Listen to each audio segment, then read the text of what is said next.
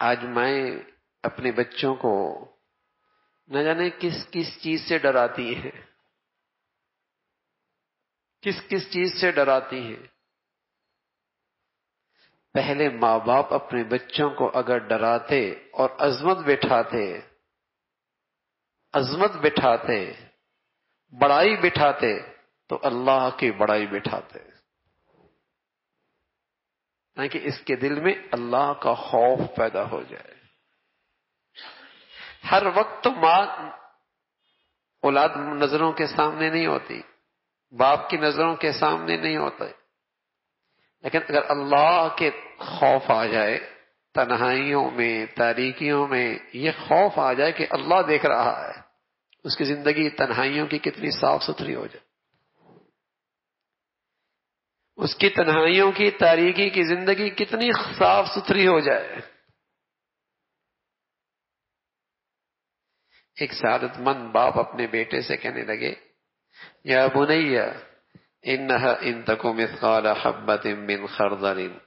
فتکن فی صخرۃ او فی السماوات او فی الارض یأتی بها اللہ۔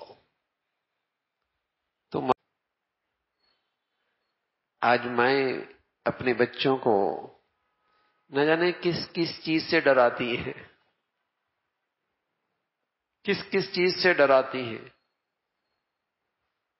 پہلے ماں باپ اپنے بچوں کو اگر ڈراتے اور عظمت بٹھاتے، بڑائی بٹھاتے تو اللہ کی بڑائی بٹھاتے، تاکہ اس کے دل میں اللہ کا خوف پیدا ہو جائے۔ ہر وقت ماں اولاد نظروں کے سامنے نہیں ہوتی،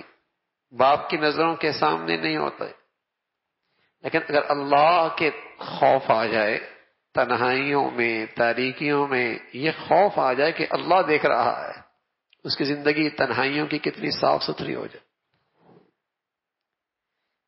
اس کی تنہائیوں کی تاریکی کی زندگی کتنی صاف ستھری ہو جائے۔